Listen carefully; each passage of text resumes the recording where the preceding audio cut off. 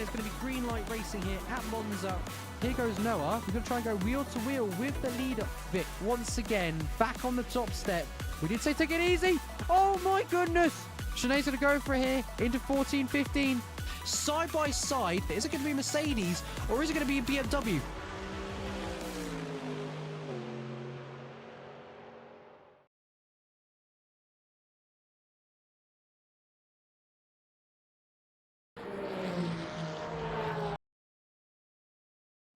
Hello everyone, and a very warm welcome here to what is round 8 out of 10 at the Le Mans series here for Phoenix Sim Sport. The 15th consecutive season running, we now take back over to the European continent here at Spa-Francorchamps, one of the most historic venues ever in the European continent, and certain to be a game changer here for the championship. I'm Amir Oates, and joined alongside with me here is co-commentator Juho Soppinen, that has recently just joined over from back over in Circuit of the Americas. I must say, Juho, from the exciting race that we've seen at Texas, it seems to have the gates all wide open here for Spa-Francorchamps. Yeah, today will be absolutely an amazing race as it is now round 8 out of 10, and of course there's also 30% chance of rain as well. Today we will see a match point in the GT3 category as round out the standings, Amir.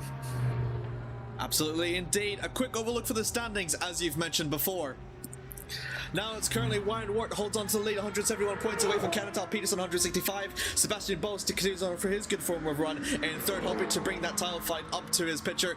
Kendra Christian Blin can't do really much. He's only for fourth with Andrew Taggart in a very comfortable fifth. Benita Luis in sixth with Lorenzo Hendricks in seventh. Marvin Raffenhauer in eighth. Amori Amar in ninth with 34 points. And Neon Negros completes for the top 10 in the hypercar class. And the GT3's Brandon Cater still holds it to a very dominant lead. Could go the entire season with all the wins here if he'll be able to swing to his favorite. Ben Wart's in for his first win, as well as Kevin Rivera. Matthew Webb with fourth, Alex Atelier fifth, Zachary Evans sixth, Samuel Bellman seventh, Odrin Satomir in eighth, Bruno Castellini ninth, and Stuart Brady in 10th.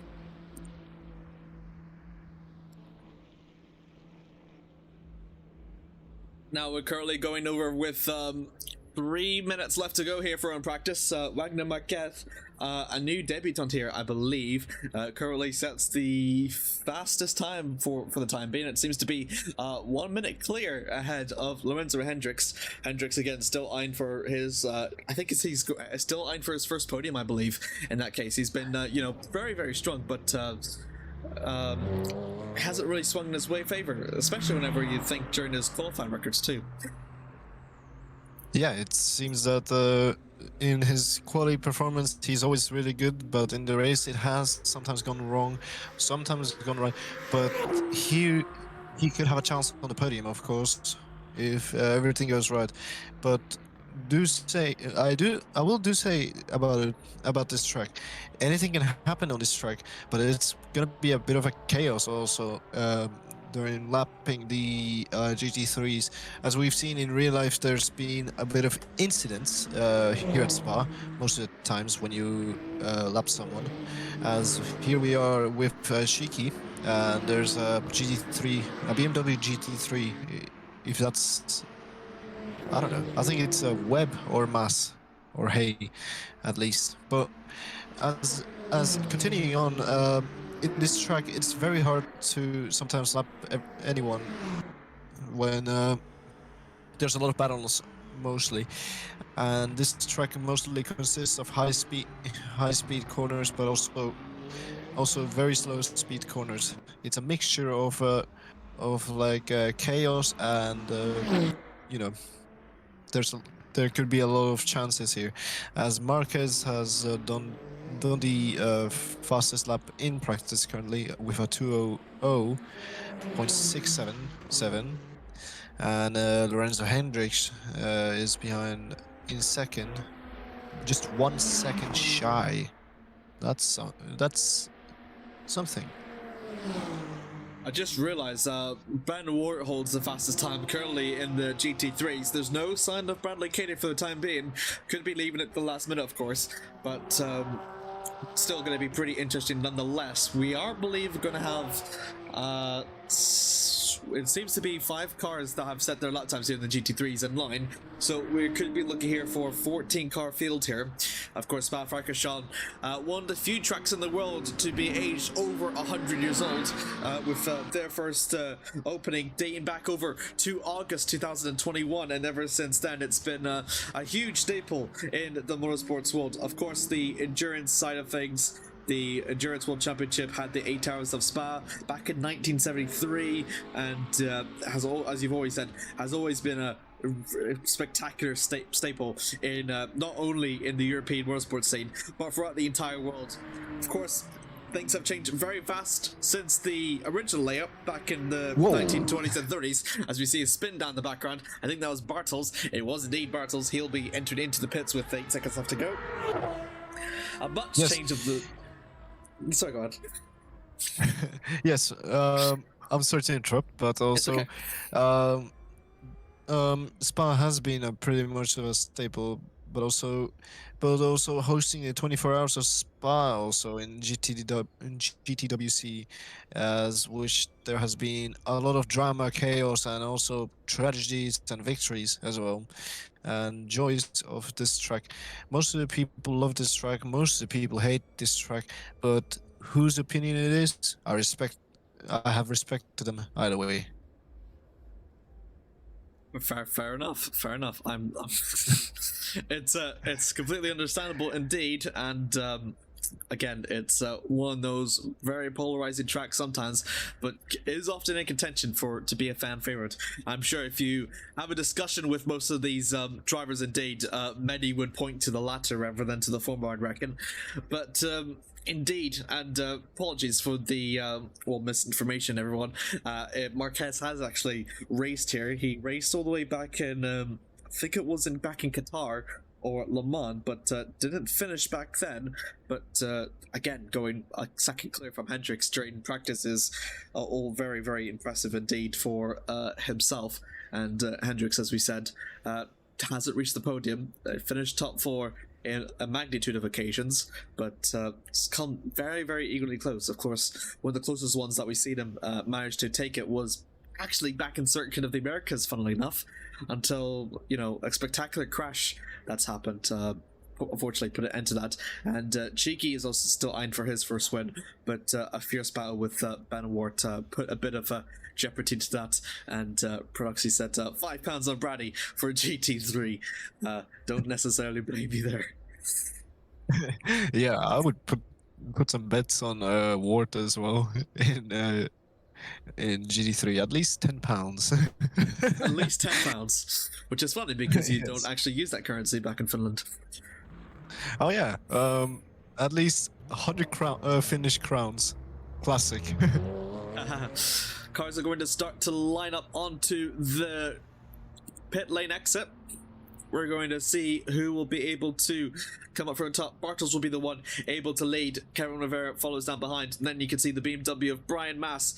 Ben Wart, the man that has been in second a magnitude of times, and for his first one, just following through behind. And then Matt Webb is still in the pits. He's the only one not in the pits. There's Stuart Brady, though. So we're going to see what they can bring out here. I think Stuart Brady, the man that's in 10th, returning back from after his performance in Le Mans, he's also going to eye for his first podium as well. 4th was indeed his best finish, and it's nice to see him back at least, I must say. Matt Webb, still the only ones up for the pits, and yeah, exactly. So 6 cars actually for the GT3s. Oh, this will be interesting as well. But I wonder now, where is Bradley Cater? I'm not sure either. I think it's could he be leaving it late? I don't know. It's if that's going to be the case, then it might put an end to his goodness me, he's won for the past 7 consecutive races. This could have been 8 in a row if things were to go his way, and has gone his way in a magnitude number of times. I think what we've seen back in Texas was by far the most comfortable, but the fact that he's not here, and if he is joining during the race, it's it's actually not going to be very easy to navigate through GT3 traffic in Spa. Yes, and if Ward does not win this race, it might seem like that Bradley Cater could be champion today. But if Cater comes in and wins the race, automatically he would be the champion. But if I'm right or wrong, I don't want to spread any misinformation or any commentator curses here, but there is a chance for Ward to, stop stop the match point and move it on to Fuji or in best case next race. I think what was the last race of the season? I forgot.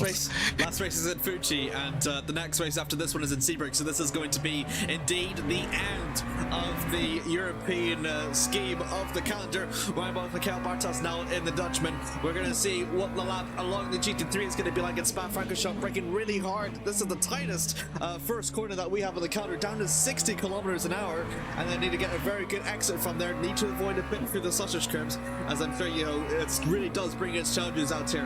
Going to be completely flat out through here, but then the approach down from Radion through to Rouge. It's going to have a lift off on the throttle because the GT3s don't have enough downforce to facilitate it, but still makes it fun nonetheless. Yes, and I see he's wiping the windshield. I think there's a drop of rain coming in. Am I seeing this right or wrong? I think it's a drop of rain, you're right. It is a 30% chance of rain, but it's probably going to be rain affected here for the GT3s, so they're going to be pretty... So you have to really make your first lap count though. As we ride on board with him, he's going to go through the chicane. Out from the exit now, onto down through turn 10. Very, very tight hairpin. Hold on for the apex, down to 90 kilometers an hour. Pretty good exit. Needs to swing around from outside. Out from 11 of the so-called no name. Everyone is literally clamoring in the chat for rain. 130 kilometers indeed. So the track is going to get wetter and wetter as we see 39.8 for himself. Yeah, it is going to be one shot, I reckon. 102, 160 kilometers for the GT3s going down through Pouan. Keep it on for the accelerator. Use a bit of the curb if you want to, but not too much, otherwise you risk spinning out. Down for 13 and 14. A very long chicane compared to Lacan over at Campus. And then it swings it out through here to 125 kilometers an hour. Another good exit out here. Almost a bit of touch of the gravel, but not too much. Over through to Stablot in turn 15, which approach and concludes through the second sector. Now through the third sector now. One of the fastest ones from the entire European racing track, actually. Out from 16.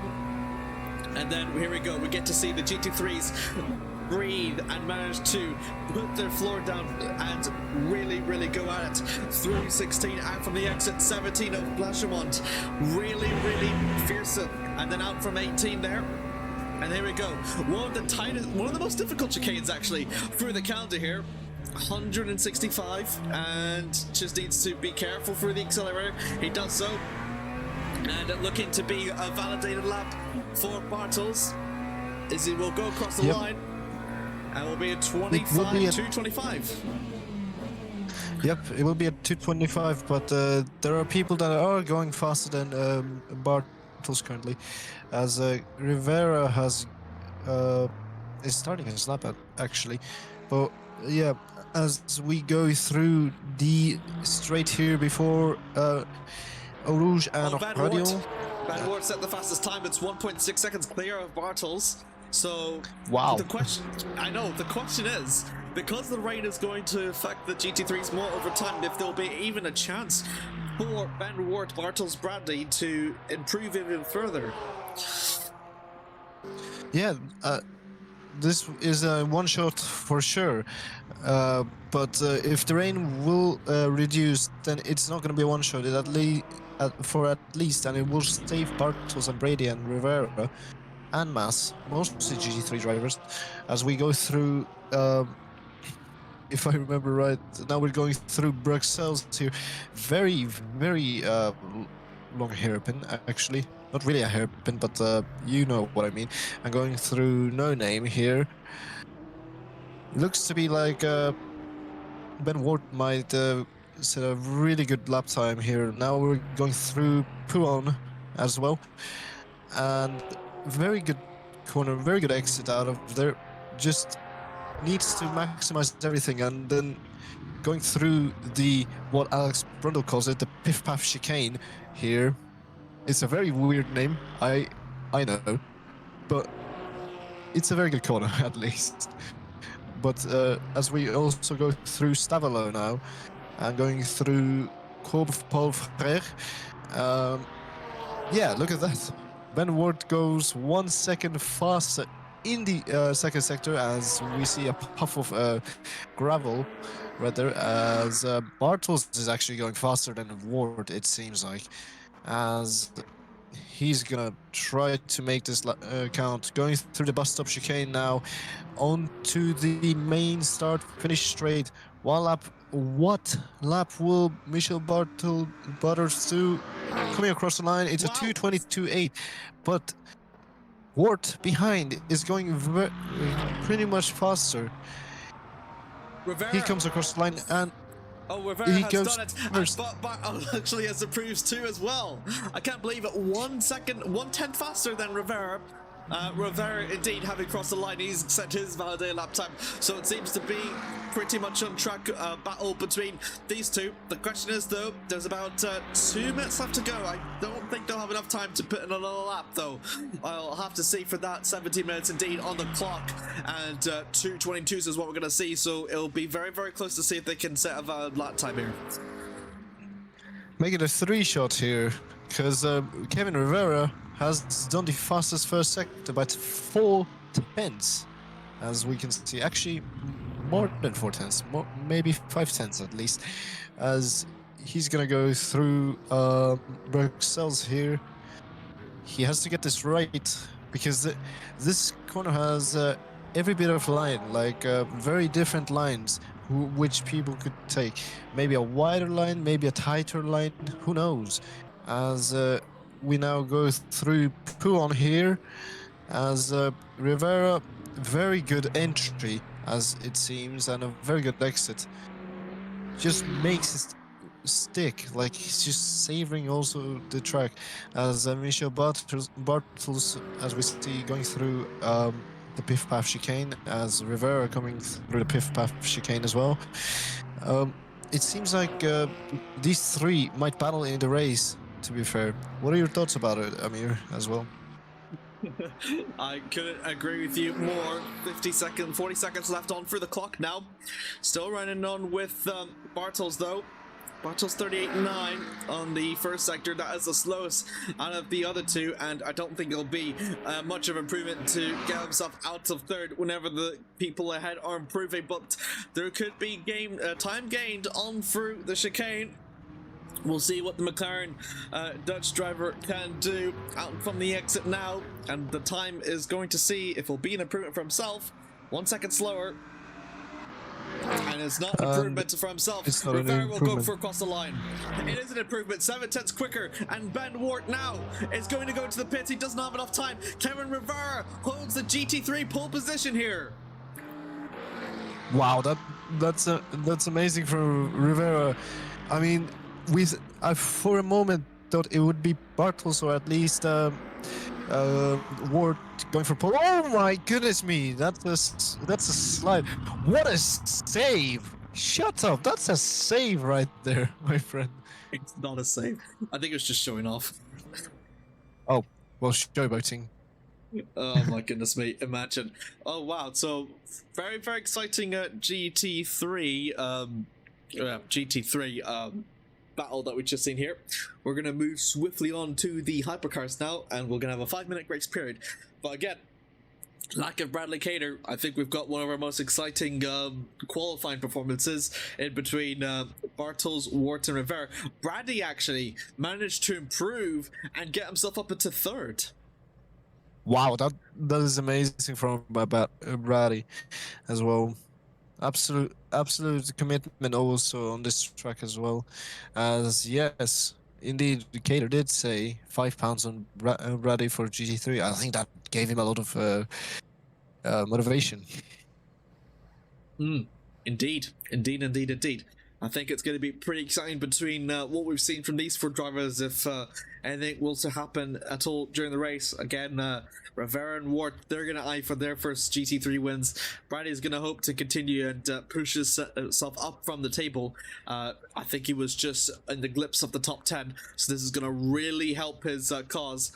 Brian Mass, the only one to be over 2 seconds away from the pole set, at least won't be too alone in the BMW, because I am suspecting that Matt Webb will be swiftly joined alongside him. So, all to play for here. Yeah, there's a lot to play for here, but as we're now focusing on the start of LMU qualifying, apologies, I don't know why I almost said GTP. Actually, they're the same, but not in WEC, because there's more hypercars. We're getting a yellow flag for some reason, which shouldn't be the case. Maybe it's to... No, this is an F1. They wouldn't be red flagging the race. Don't deploy a safety car already. Indeed, just they are waiting indeed for to take down, as we can just see Luis reversing a bit for interesting reason. Again, as Kevin Rivera did indeed mention, Hypercar Squad is going to be wild. Track is getting worse. You are 100% on that, right? It's going to be a much wetter track than what the GT3s are, so that means that they can't really learn from them. And and the thing as well, Yuho, is that the wet line is vastly different than the dry line, especially in Spa-Francorchamps. Yeah, if it gets 100% wet, that means GT3s might be first on the overall board here, if the downforce isn't correct on the hypercars, as it may seem, because now the rain is getting worse and worse. At the moment, get your umbrellas up, virtual spectators. Or bring your wet visors to Felipe Massa. Felipe, baby, just stay cool. Oh, we see with Luis now, just edging up against to the line. Let's see how close he can get it. Come on, you can get closer than that. Come on.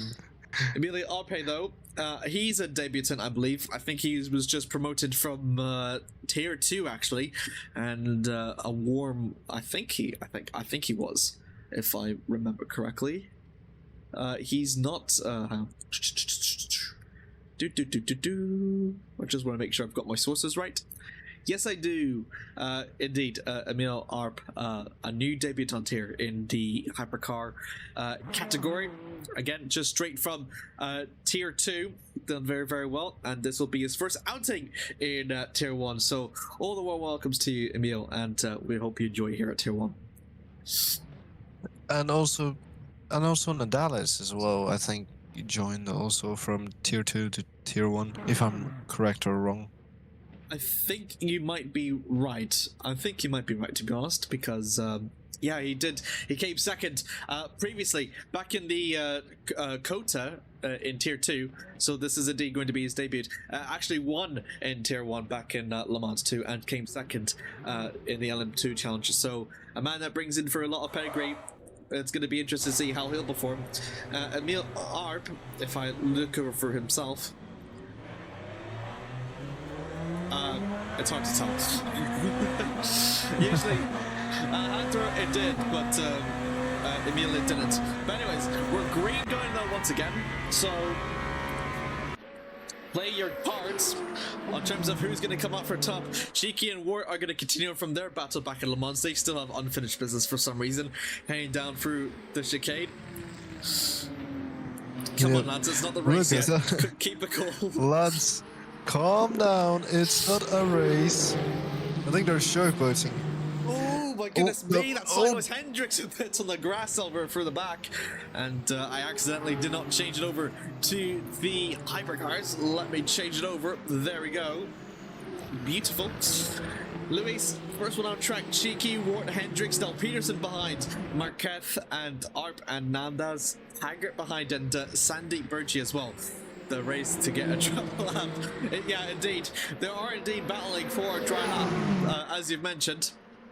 I think as well the dirt air is going to play a big hindrance to that wet line, and in fact I don't think we'll have I don't think we'll be able to do maybe on board. This one might be a little bit more exciting, and probably the one that comes up for on top. I think they might be able to compromise each other as Benito Ruiz gets a punt from David Cheeky behind Lazar, and Ryan Ward could go through into third. Absolute pandemonium here. This is absolutely some interesting racing right here, ladies and gentlemen. It's like we're battling for the championship. I think, yeah, it's a bit interesting right now. It seems like for the drivers, because you have to go for you know, these kind of laps, as well as now it is green for Benito Luis. Going through the stores, and we see a yellow flag. I think that's in sector 3 as well. I think there's been contact, or there's a spin. Indeed, 165 kilometers an hour for the hypercars, which is almost similar to what we have seen back in the GT3s. They'll carry more speed. These hypercars can almost go flat out, but with the wets, they're lifting off of the gas just a little bit, accelerating past 300 kilometers an hour. Going to be punching that chicane very aggressively, and again have to really push the brakes to try and slow right down to 240, 225. From the exit as well, just a little bit further on the throttle. Again, he's just trying to eye for a dry line that is just slowly dripping away as the wipers come through. Tight line through Bruxelles. Keeps it up above 100 kilometers. Pretty impressive. Over down for a no name. 90-degree left-hander. Used for the curve as much as you can to facilitate free exit. Down here and Pouon. A bit of a lift and then a bit of an accelerate if you want to. I think Benito Luis did get that a bit. Yep, it seems like it's no invalidated. Let's go to Piff Paff chicane now, as going through second gear. Originally third gear in the hypercars, but it's wet. It is wet out there. It's damp, very damp. As we go through Stavolo, and then here we go into the corner after Stavolo. I forgot the name somehow. Thank you very much, Brain. As we're approaching to Blanchimont here, going through 17 and now going through 18. As Benito Luis is gonna set a benchmark time to the bus stop chicane. It's a very tight corner, but then we have someone else behind. It's oh, but Benito Luis coming across the line to set a benchmark lap time. That is going to be a 2080, but there's someone else going faster. It is Cheeky who goes up, and then Ward goes onto pole, as Indal Peterson as well goes. And look at that, Lorenzo Hendricks takes pole. Marquez goes into first. Oh my goodness me, that's incredible. They somehow managed to almost improve backwards. So it seemed to be like the last one out for in track was ended up the fastest. I think it might have been the slipstream from the Camel Straight that must have gone, indeed from the dry line, but I think the rain has sort of stopped. So it's not going to be that effective. It seems like it's now dropping down a little bit, like a sprinkle, not a bucket full or an ocean full, but yeah, it seems like the rain has started to stop and calm down for now, as the heaven gates have closed basically, or they are closing, as we see a yellow flag. It might be in sector 1 or sector 2, but yeah, it seems like the Peterson. people are starting to. Peterson's in the pits. Yeah, Oh, Peterson might be leaving it late. No, he set a lap, so he shouldn't be like this. What happened?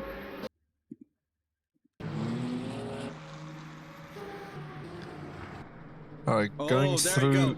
Oh yeah, he lost it after Bruxelles. Whoa, that was close. I think that was Hendricks just behind, and indeed, very unfortunate. Oh, whoops, very unfortunate for Pedersen. As gonna go to live. Thank you. Oh, Sandeep is in the pits now. Oh, great. What happened to him? I think we're having another retirement here during qualifying, as we're just going to try and see if anyone else will try and improve. Let me see. He's in the Valkyrie. I think this is Sandeep's debut. Oh, wow.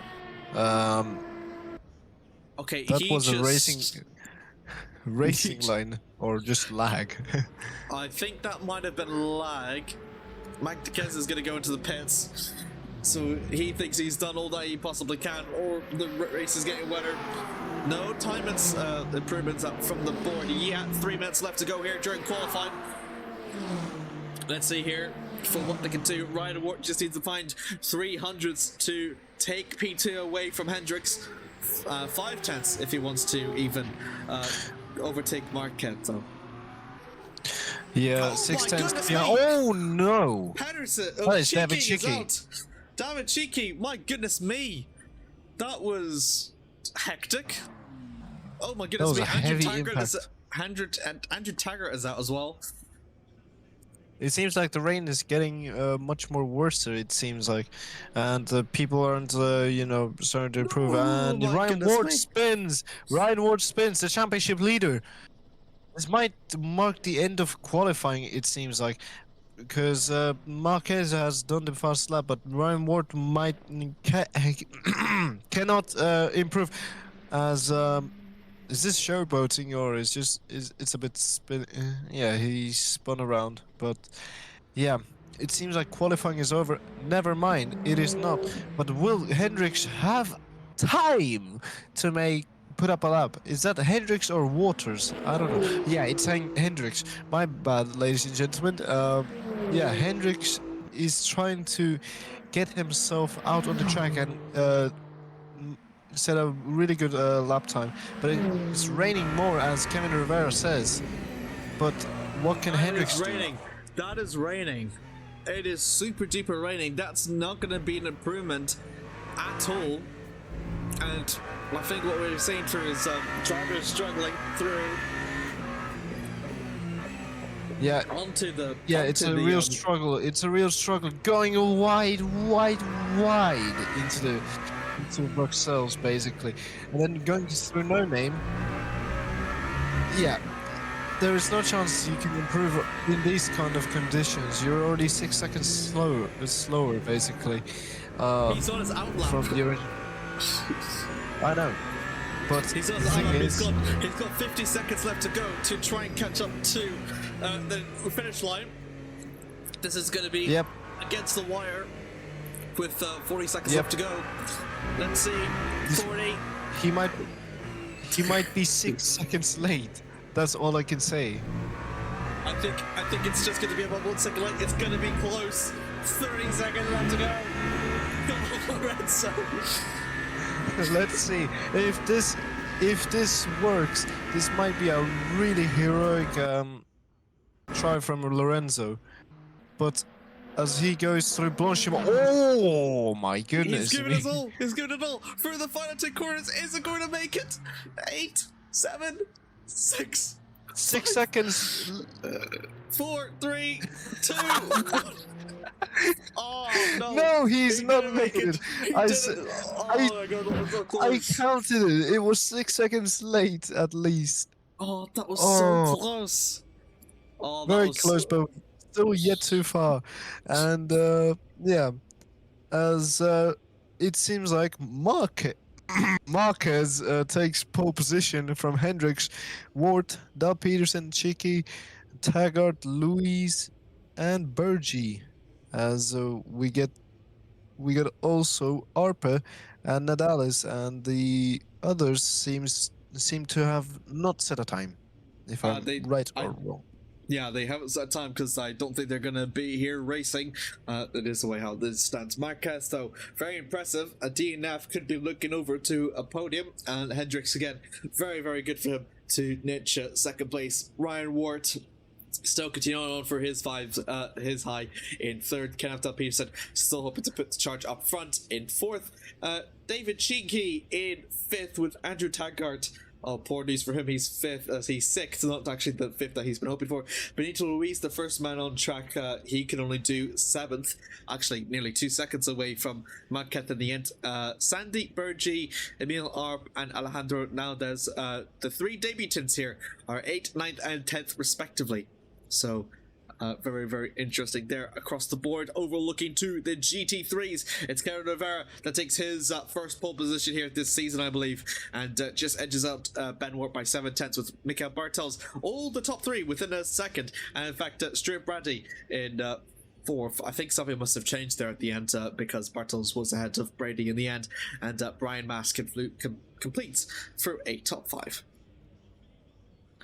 Just a moment before we head over to the race, of course, can't mention our beautiful sponsors over at Aztec. 5% discount with Aztec SimSport products. Use the code PhoenixSimSport at checkout for a sweet, sweet discount. Sounds like you should be in a commercial, Amir. Don't give them ideas, please. Oh. Marquez will slowly lead the way. But we can now see the starting order for today's race. And in row 1, it is indeed Marquez in the Peugeot. Hendricks, another front row position for Toyota.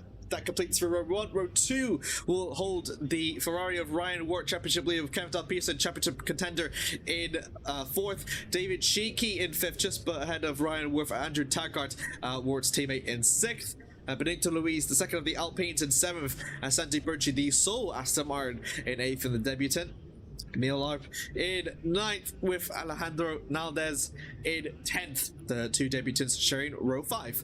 And it's the row 6, the first row, Kevin Rivera ahead of Ben Wart. Going to be interesting to see who will come out on top there. Mikael Bartels and Stuart Brady, the top 4, all with just in a second of each other.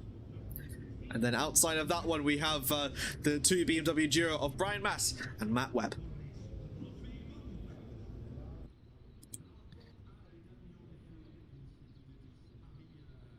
Just seeing if Brian Mass is indeed here. He is indeed here, so that's good news.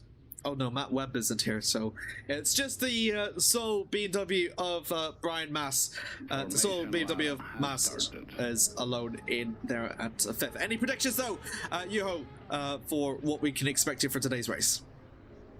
Well, there are new faces, but for me, familiar faces. Alejandro Nadales from Speed Racing Team, if I'm right or wrong. It seems like Nadales could make a good debut. It could be just points at least, but I think Marquez has shown very good pace all around on this track, and he might edge out with Ward, Hendricks, and yeah, well, those three will be battling a lot. A very fierce competition lays ahead of the drivers here. Spa-Francorchamps, one of the most challenging tracks in the world. It's definitely a spectacular scene. We're gonna wait for the green flag to drop. Green flag. It drops, and we're underway. Marquez has a pretty good start. Hendricks will have to follow along suit down behind. See there, Ryan Wart trying to look for space. There's a bit of a lock up there. From Sandeep in the background, going down through. Marquez still holds it to lead. Mimkel is in cheeky. Hits on down from Patterson though. But look at this, the front two are outrunning, and they're outrunning fast throughout the rest of the field. Look at this.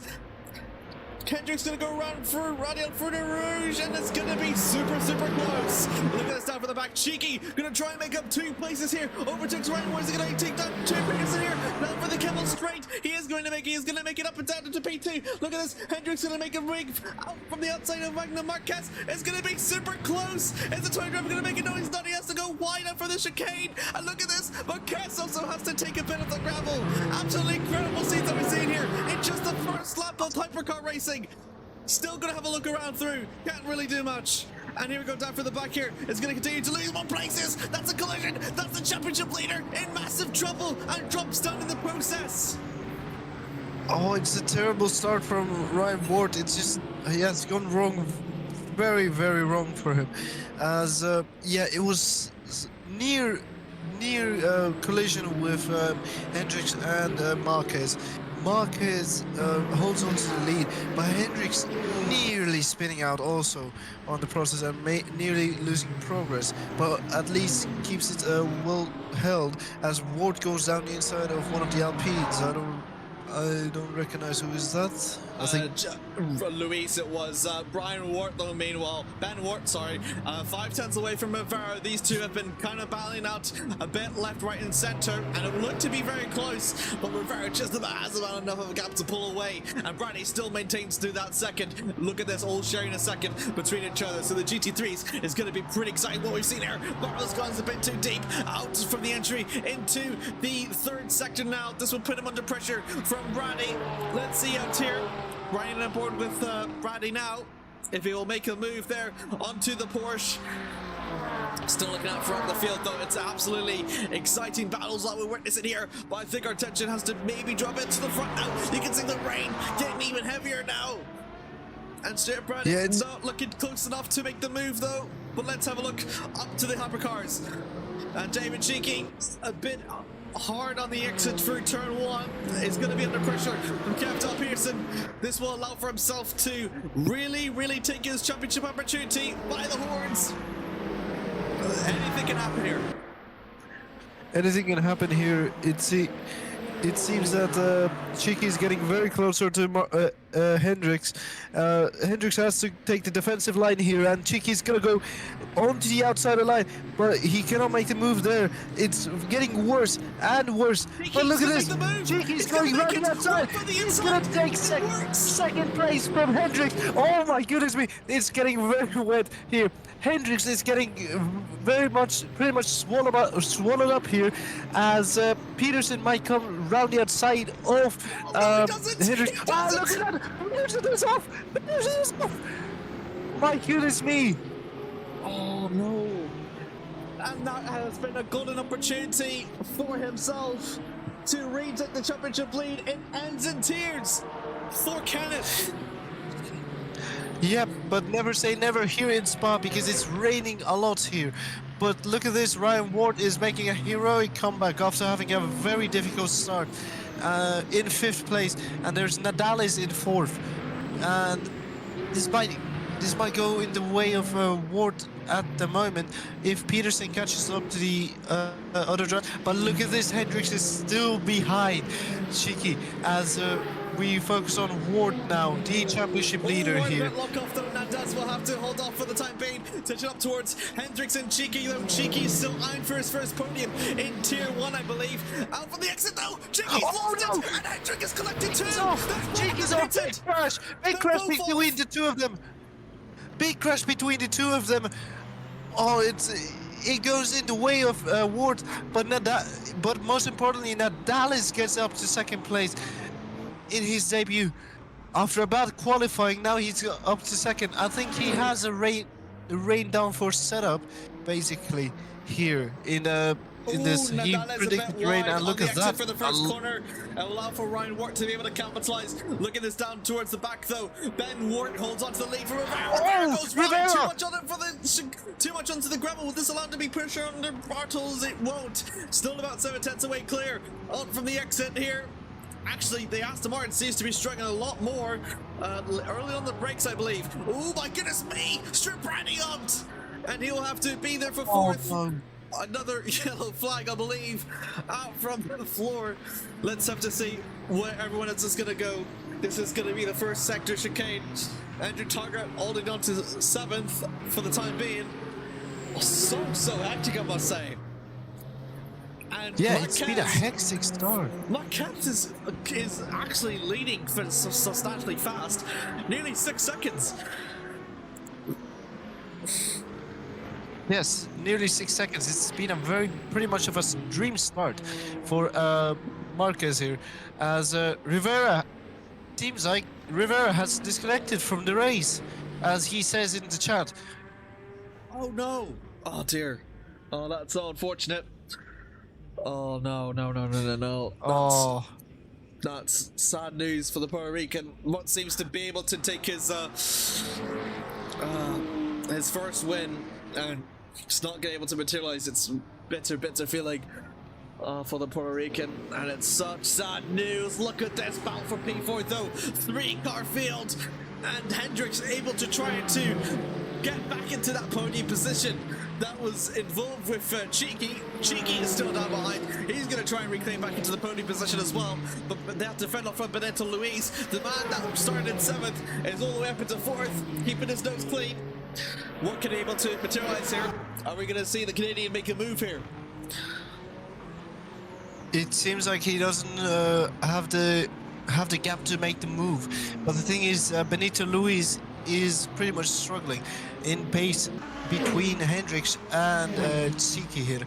But it will be a bit difficult to tell if Luis will have that extra speed going to the Camel Straight as we go through the Eau Rouge Radio complex. But yeah, it's gonna look very hard. And look at that, there's a yellow flag. It might be oh my god, it's hard to tell, to be fair. I think don't know who was at the yellow flag. I think it was one of the GT3s. But I'm not sure. I don't want to get into the... Matt Webb has retired, so let's have a look through here.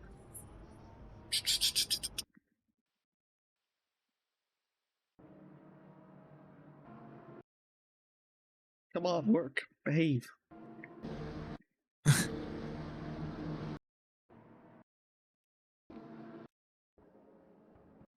my goodness me. I think it might seem that he didn't actually race at all. Ah, right. Okay. Ah, I'm seeing things. Alright, cool. Oh, Amir Oates. We'll have to take my normal But- pulls. But here we are with here. Brian Maas. But look at this. Lorenzo Hendricks is still keeping up with Benito Luis. He was gonna look around the outside onto this corner, but it's not gonna work because there's no way of you know, getting through that since Benito Luis closed his door basically. But Bellman out here, starting late. Yeah, you're right. He's the man that didn't actually make an appearance, so I think maybe that one might be what the yellow flag was for. Him rejoining. 30 seconds clear, so last minute entrant indeed for Samuel. Nice welcome over to Spa-Francorchamps. I know it's quite wet, but you'll get used to it. Touch up towards Lorenzo and Luis though.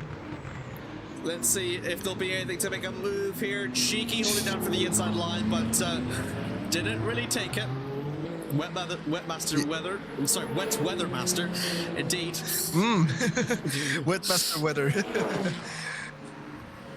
But yeah, it looks like Benito Luis actually has a low downforce setup still. It seems like, or a medium downforce setup compared to Lorenzo's possible high downforce setup. Because look at the speed that Luis is managing to make onto Lorenzo. And look at that, Cheeky's starting to catch up. Look at the exit from Cheeky also. It was really good also, as well. But also look at this. Lorenzo Hendricks is gonna make a move down the inside. No! Shuts the door. Benito Luis says, "Nuh-uh, you're not getting through." Incredible though. Luis is doing everything he possibly can to do it. Look at this, a bit too wide out from no name. Hendricks is trying able to capitalize, but he can't. Going for a pull, this is going to be really dangerous. Luis shuts the door on him. Wow. I mean, that would have been an airplane crash if Lorenzo was gonna send it, but yeah. He was just trying to scare Luis there, and Luis just recognized and just kept it still. But yeah, Lorenzo tries to look down the inside, but there's no way he can get past there. If he gets past, it would be a holy grail of sand, basically. But the holy grail of sand is quite mythical in this situation. Indeed. Gonna see if Lorenzo will still be able to capitalize. Whoa. Looks out for turn 18. Almost was going to make it, but not quite. Blanchimont still very difficult as much as Pouon is. Going through the bus stop chicane, as we mentioned before, one of the most technical chicanes on the calendar. And Luis still just about holds on for the time being. Does Hendricks have a better exit though? Will be able to use for the slipstream with the Alpine though. Is going to look for the outside, heading through La Source. And Yeah, no, he's not going to. He's just going to stay behind him a bit for the time being, and hopefully with the slipstream be able to climb up. with this gap, the slipstream is pretty powerful, so Hendricks might have a shot at the Camo straight and into Lacombe. But oh wow, there's a bit of bouncing as I saw a little bit. And look at this, Lorenzo Hendricks is getting closer and closer and closer and closer and closer. But will it be enough to get through? Look at this, he's gonna look down the inside, but no, there is no way you can make it through without any contact. And look at that, he goes very wide and also pushes through the chicane. That's gained him at least a 10th or 2 at, for the time being, as Cheeky does not look on the inside, but Hendricks goes a little bit wide on the entry. But yeah, it seems like he's just getting very close through the straight before Pouon. Look at this, side by side. No, there is no way. He's trying to get Luis off a bit, or take him out of his element a bit with that pressure down for Pouon. Luis doesn't budge, and oh my goodness, Hendricks almost looks for the switch. That would be impressive if he's gonna be able to pull it off. Is it gonna hang it around for the outside up for 14 and look at this, Cheeky able to push her through Luis, but more importantly, Hendricks is through. What a move! Wow, that was very, very ambitious. Something that everybody likes to see. Ambition. But that was a very dangerous move as well. If he didn't get that right, then it would have been a major collision between these two. But Cheeky pushed a little bit Benito, and yeah, it seems like Cheeky is getting faster and faster, but he's stuck behind Benito Luis. Basically, Benito Luis is a bit of a wall at this point. And look at that tag slapper from David there. Holds it though and keeps it for now. Looking over to Lacombe.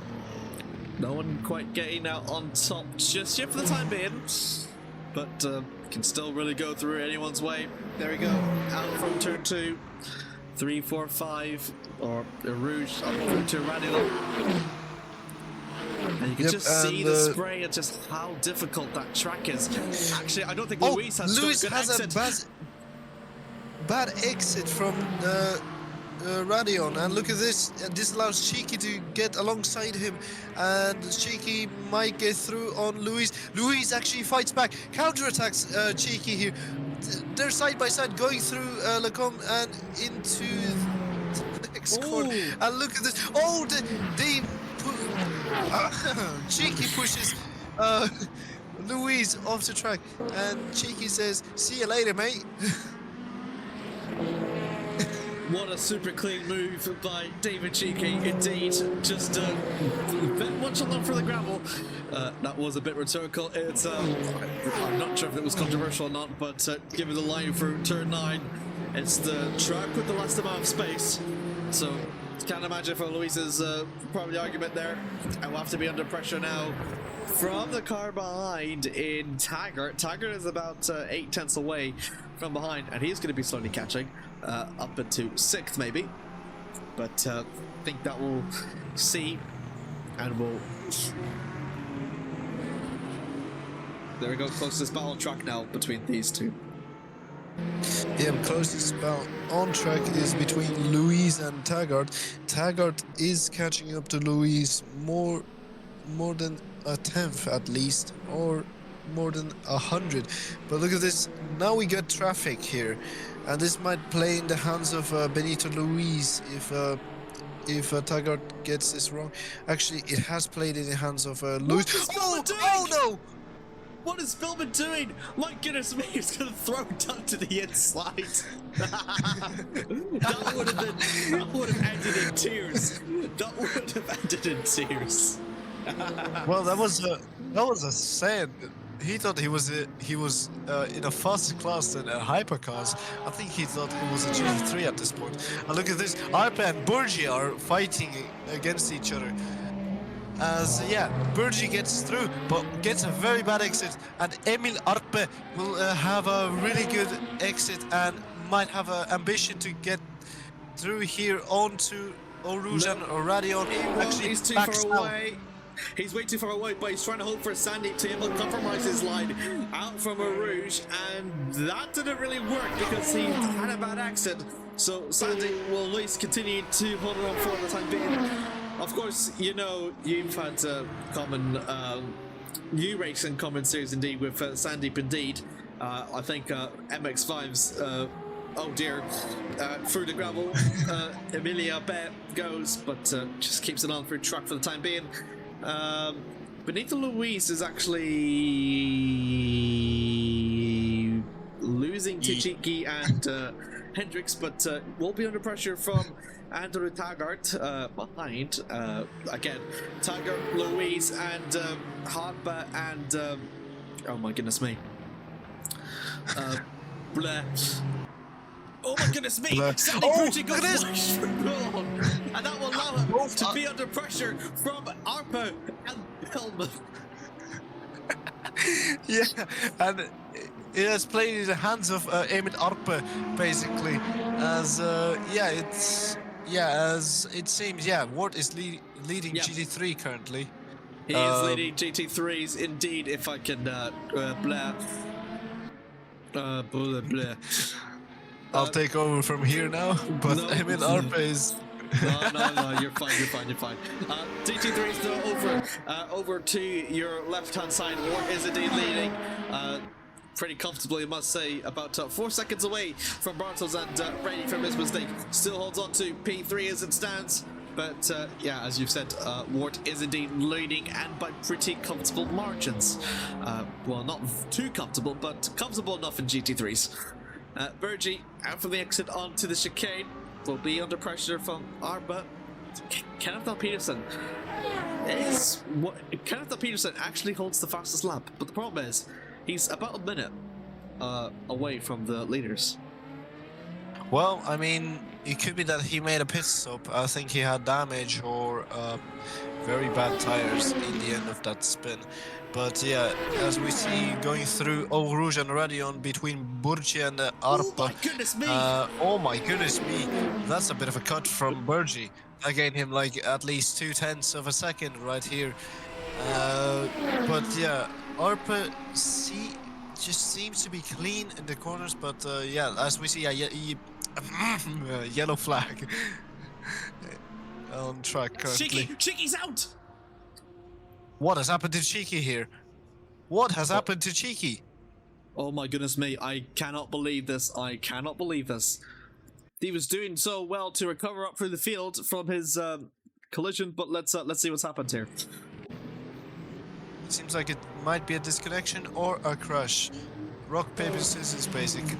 Right here. It was a yellow flag, so it was, I think it might have been a crash. But let's see here, on board with himself. So he's catching up to Hendricks. And going through after the Oh no! Oh no! That's unfortunate. He just goes onto the curb, out onto the green, and oh no!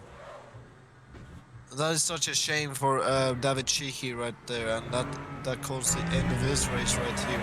He might have lost a wheel there if I'm seeing correctly, or he might have had a suspension damage as well. But at least there is no. He does touch the gravel, so that might be part of why the car was so unstable. He didn't seem to lose a wheel, but it definitely would have conked his engine from what I've seen. As attention to the front, did I just see? Blah. I want to see. Thank you. Tower. Still 10 seconds away, so that's going to be fine for the time being. Meanwhile, Arpa and Sandy still 2 seconds away. That's going to be pulling away. Andrew Taggart still applying the pressure onto Luis now. So from that position now, it's up to 4th. As you see with Luis navigating through lap traffic. Andrew Taggart will soon follow. Yep, as Andrew Taggart does what WEC drivers do, flash the lights to distract them, basically.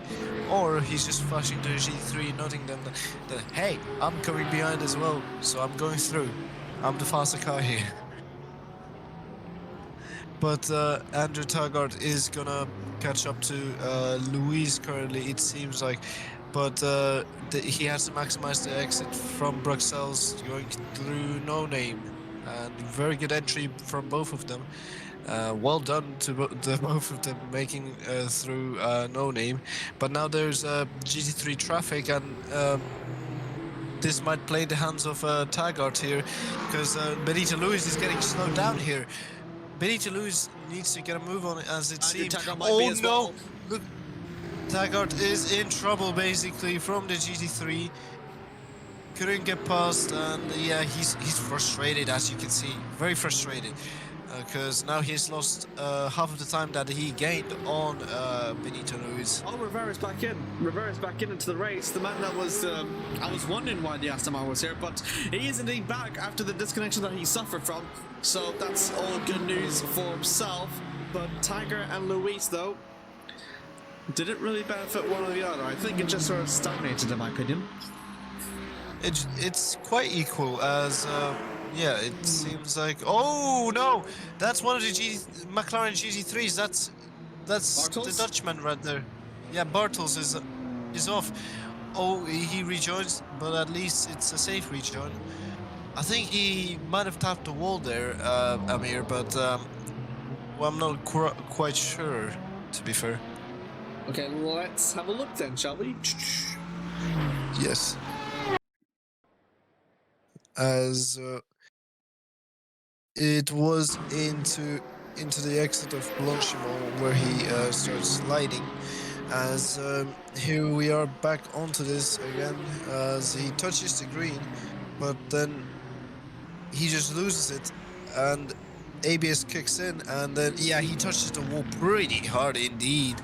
I might cause him a bit of front bumper damage and also a bit of front suspension damage, but I think for the time being, he's able to continue. But now he's in the cusp of Stuart Brady here.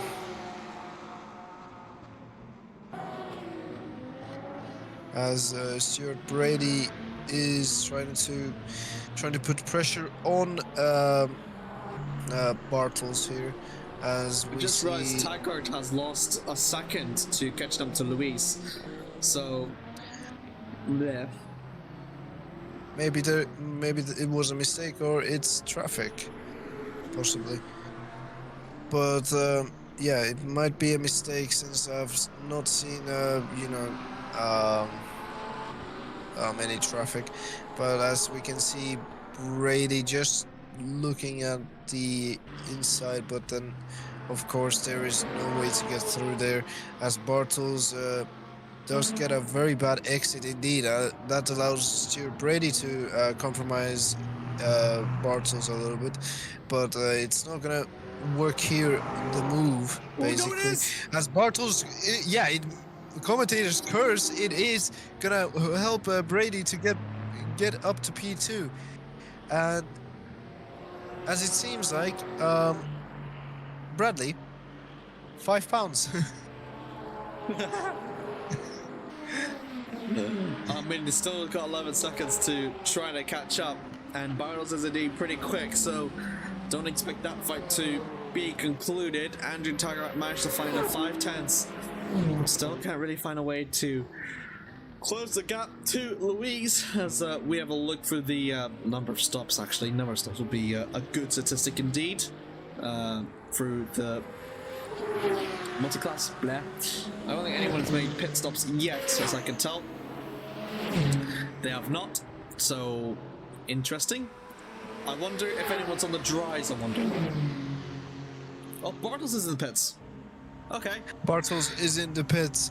I think his tires are done, or he might have pretty big damage that he says, "Yeah, I cannot do that much of the driving, so I gotta fix the damage, or switch, or he's switching the tires." I think he might be not switching because I think it is still raining, from what I can tell.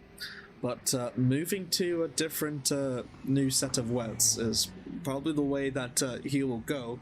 That and also to Fuel 2. I'm not quite sure how the Le Mans works. Apologies for that, everyone. He will rejoin, not dead last, second to last, just ahead of Rivera.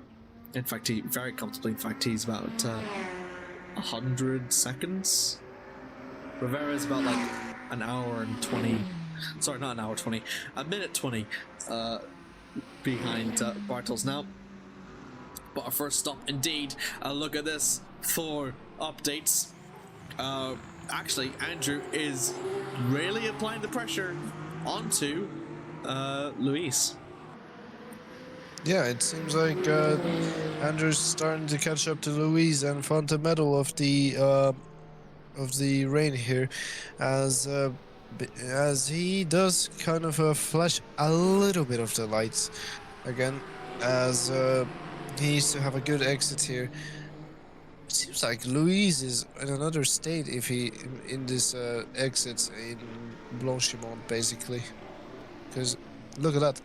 Louise has gained at least like 3 to 5 tenths over Taggart. Yeah, Taggart just gains it and then loses it. Gains it, then loses it. I think he might know he might be close to Luis, just can't really seem to put his finger onto it yet. But, well, we'll get to see how more of this battle between themselves develops. Captain Peterson looking over to the left, the only man with higher virtual energy. But as we've mentioned before, having to pit for damage will also make a change as well for virtual energy, so hence why he's on a higher percentage. Going down into the chicane. Actually, Yep, Taggart's caught up to Luis now. Yeah, the Lacombe chicane, as I correct Amir right here, but look at this. Taggart might look down the inside, but he knows to not make the move right now. It is very hard to make the move through that gap, basically. But look at this. my goodness Benito me. Luz goes very wide, and that allows Taggart to actually try to make a move. They're going to go side by side into Pouon, but no. Taggart thinks more about it because Louise has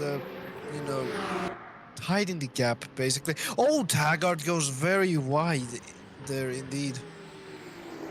Bill holds it for the time being, and Luis is effectively holding on to that 5th place by a thread. I think, I'm not sure if someone came to the pits or not. Oh no, it wasn't. It was Cheeky retired, so that's why they're battling for 5th. So, come on, Andrew. All the more motivation to you. It's your beloved 5th place. Yes, as Andrew, the P5 merchant, is trying to get P5 here. It's now like a fight for him, because he wants that beloved P5. And as you can see, very good exit from the both of them, but the better of them was Andrew Taggart here. Yeah, it seems like Benito Luis has a very good corner. Oh my goodness me! Look at this, very bad exit from Benito. That allows Taggart to actually catch up to the slipstream. He's on the back of him. Oh, look at this, round the outside through Lost Source, and yeah, Taggart couldn't get through. Oh. Excuse the language there, ladies and gentlemen.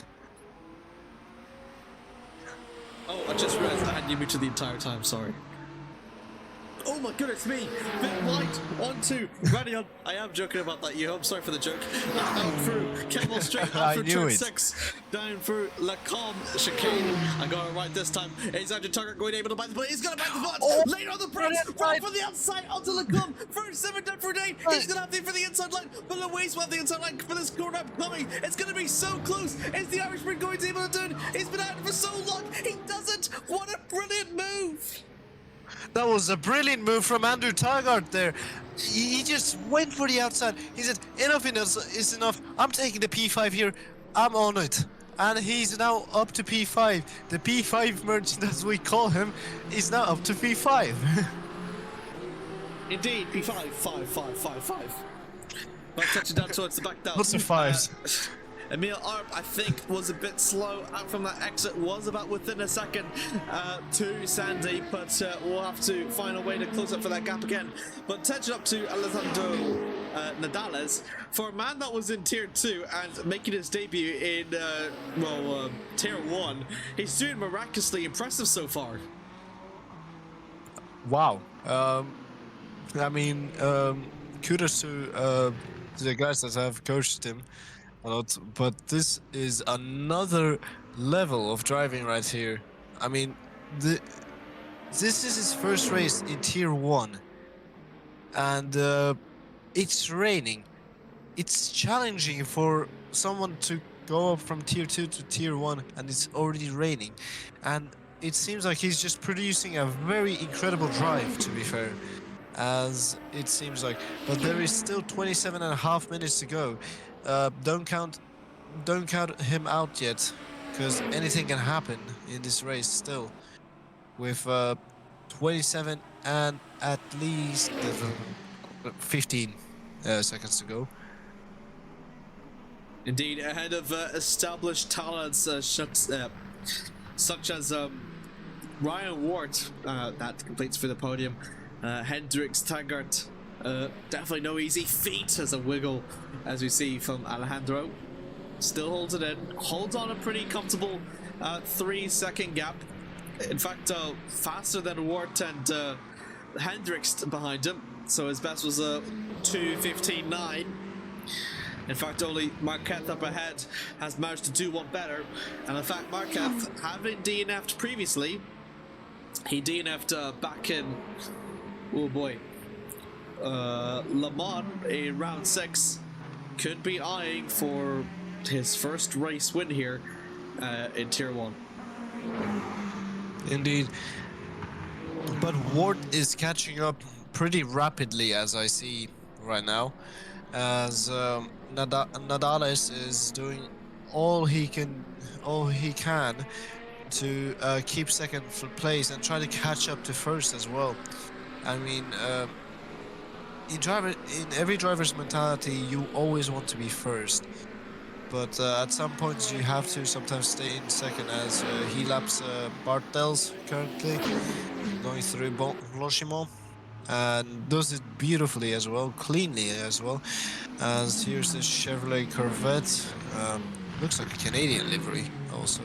Bellman, yeah, and I got the mistake too. I thought he was Canadian too, but apparently he's not. So, top 10 saddest moments in Phoenix Motorsports.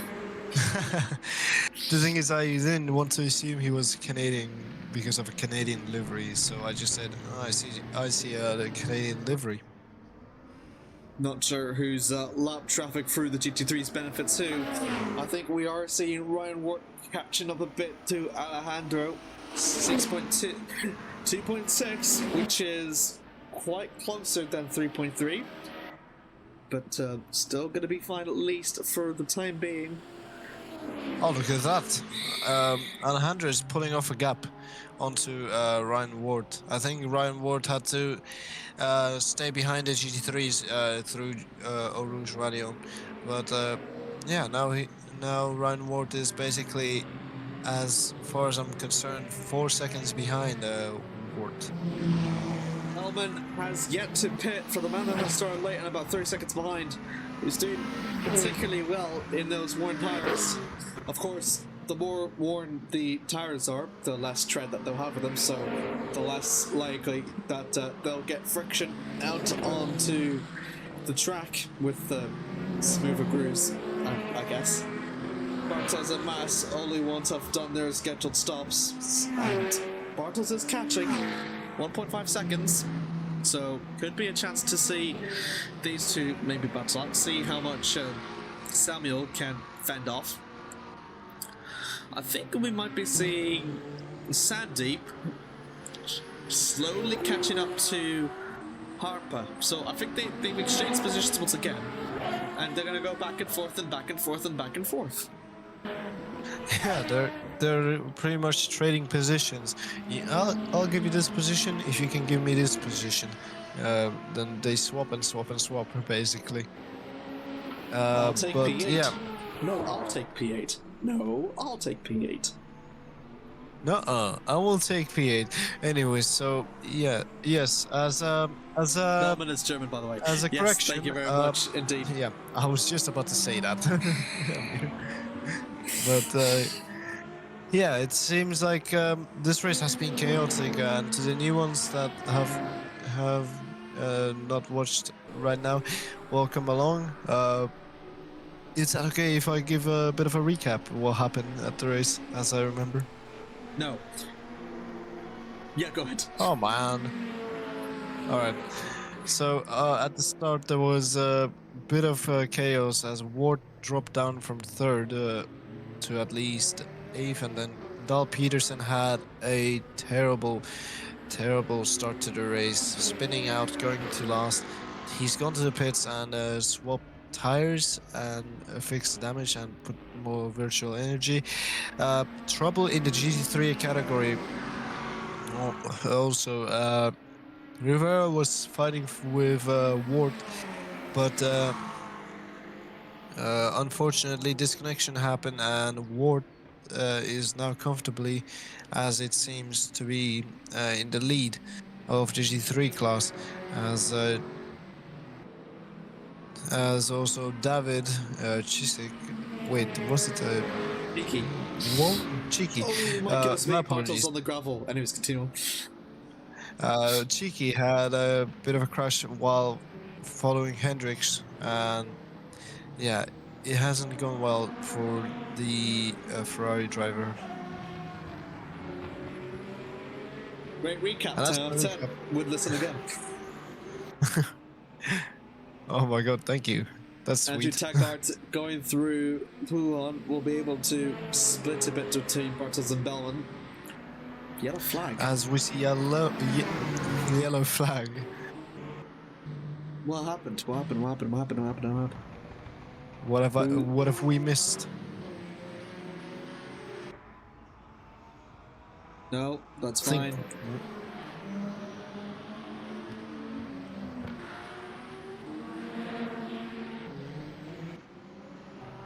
I can't tell.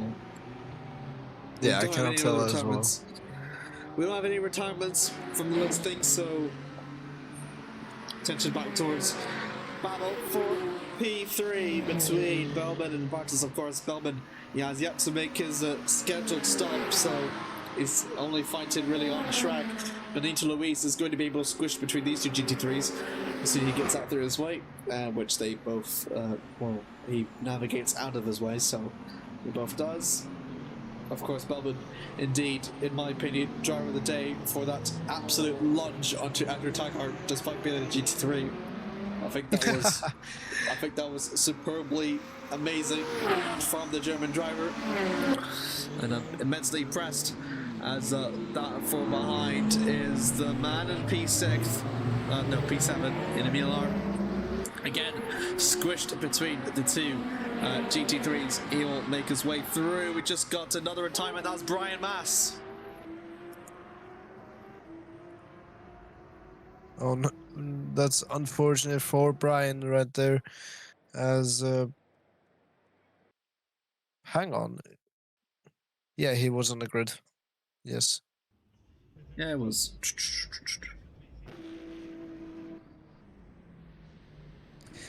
As we see going through Lacom right now.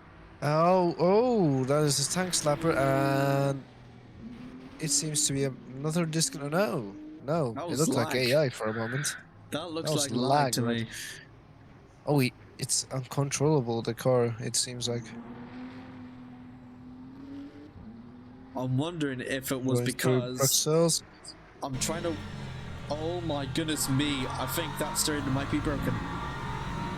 Yep, that it's steering not. is broken. No, it is. It is broken. Yeah, So it is broken. He was involved in a collision earlier on that caused a DNF. Yeah, that is very, very uncontrollable. Oh goodness me. Yep. Oh, he did go into the wall at some point. I think that caused one of the yellow flags. Yeah. Then going through the pit path. Oh wow! Jesus. That is a big impact. My goodness me. Bloody goodness me. So I'm trying to figure out like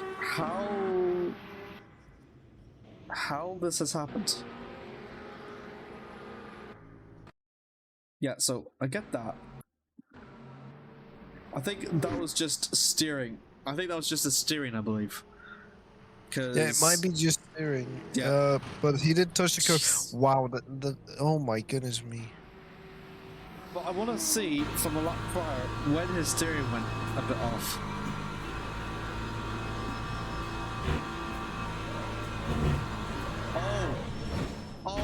Oh, we found it. he hit the wall into Radion, basically. Goodness. He spun at Arouge and hit the wall in Radion. And look at this. It just once the steer doesn't steer, and a complete tank slapper wow. sends the BMW ricocheting past the track surface. That's one as of we the... see latency issues with Lorenzo Hendricks. Something's going on. Has it? Oh dear. I can't see any like latency issues on my end, so maybe it's all fixed. Maybe? I don't know. Yep, it might be fixed. 2 seconds away. Ryan Ward is about 7 tenths away from Alejandro. So this is going to be a fierce battle for P2. Dare I say the master and the apprentice, even though they're both probably, I don't know what the cut was. Rivera was ahead of Mass in the end, so that means we've got just those amount of few cars left remaining as it stands. So Rivera having rejoined 5th, Bartels 4th, Bellman 3rd, Brady 2nd, Ben Ward 1st, and then Sandeep Burji 9th, Kafdal Peterson 8th. He's actually Sandeep. Did Sandeep pit? I think Sandeep has went to the pits. To be fair, let's see if he has. Yeah, he has. Sandeep has pit, so it's a scheduled pit stop in his end. So that makes sense. I was just wondering why he like lost a lot of time, but yeah. Alright, that's good news. Nandes is pulling away though, but Hendricks is catching up to Wart weirdly. It's going to be about 1.5 seconds, still 15 minutes left to go on the clock. A lot of people still have to make their scheduled pit stops. I know it's stopped for you. Markev, Nandes, Wart, Hendricks, Taggart, Luis, Harp, yet to pit. Wart, Brady, Bellman, also yet to pit. Yeah, I think they're gonna stay out for the rest of the race because as it seems like it might be like this wet tires and declared wet race. There will be no tire changes or fuel mandatory fuel admit if I'm right or wrong.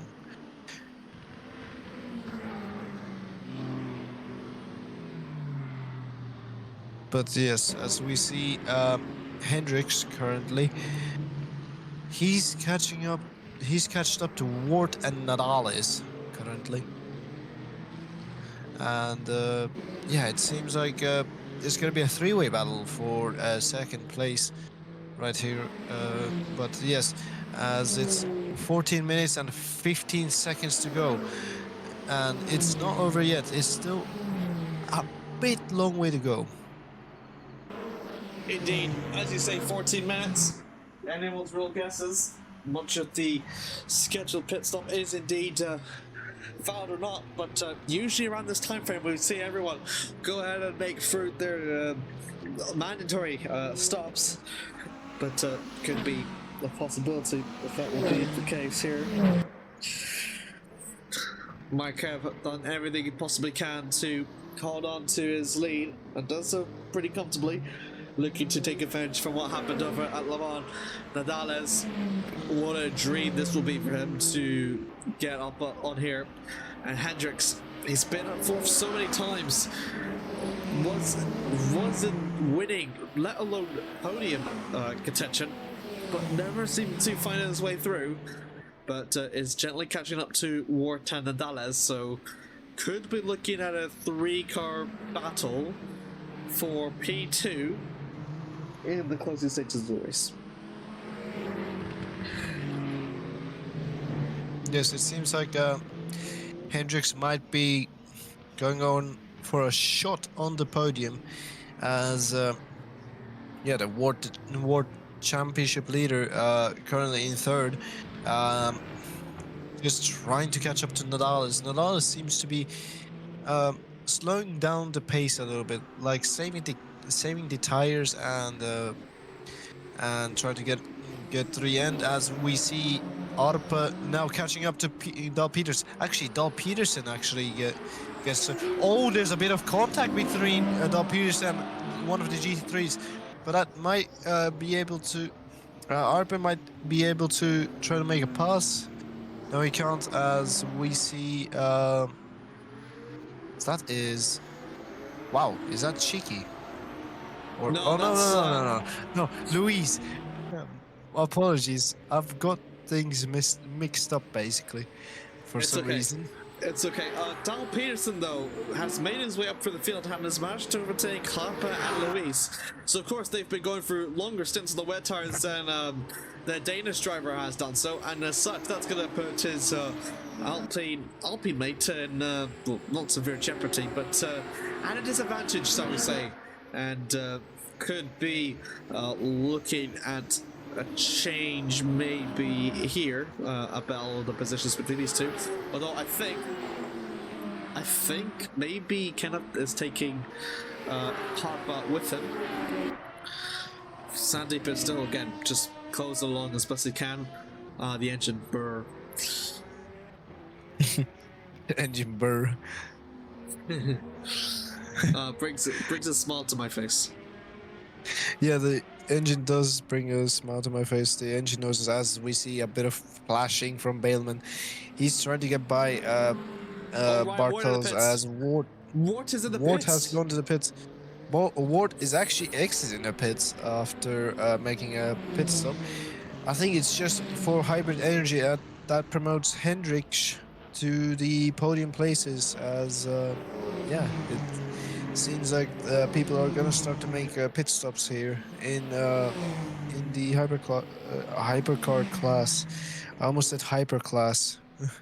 Ward's at 8% for some reason, according to the overlays, but I guess it's just waiting for it to update, though. Dal Peterson, as we mentioned before, is the one that can use the most of it, so he's able to push on through to the end, pressuring down Bolito Luis now through Lecom.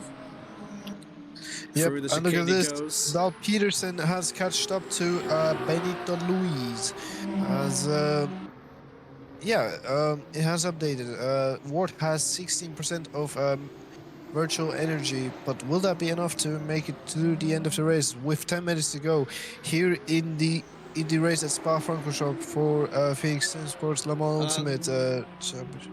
I'm pretty sure it will be, because everyone else is on 13% I think it's just how you use it. So Dal Peterson, with that 20% more, for instance, can able to push about not 20% more, 10% more, can use it to able to go aggressive here, looking down for the inside onto the goal lead, and look at that move. That was super easy indeed, much easier than it looked. And a great move there from the Rebellion Alpine to get himself up into the top 6, especially where he was previously with that massive spin. He's trying to recover it though, and it's looking to be minimal damage at least, because the championship leader Ryan Wart holds on to the lead, but it's only just going to extend by just a couple points rather than when he was dead last. Hendricks is in the pits currently. I think it's for virtual energy or tire changes. But yeah, let's see. He is... Oh, never mind. It mixed up kind of. Now he's starting to exit the pits. But will it be enough to still keep him at There's Ryan Ward. least? No. No, it seems like Ryan Ward has jumped him. Ryan Ward has jumped Hendricks. But the thing is, the gap is still there, at least 2 to 3 seconds or 4 seconds, if I'm right or wrong. Yeah, 3 seconds. Look at that, 3.0. I think Hendricks has new tires at least to also catch up to Ward and still challenge for the podium places here as we go through Le Com, and then after that we go through. I think everyone's making their scheduled pit stops, I believe, as he's putting that flow down. Brandy down behind. He's going to go into the pits as well. So I think everyone has to make scheduled pit stops, I believe. I believe. Yeah, basically they're making pit stops. I think it's because virtual energy might run low for the drivers. Nadal's might go for no stop here, as yeah, might be a prediction of a no stop, and keeping second place, or at least if Marquez still leads, I don't know, makes a pit stop, he might go actually into lead and might take a win here.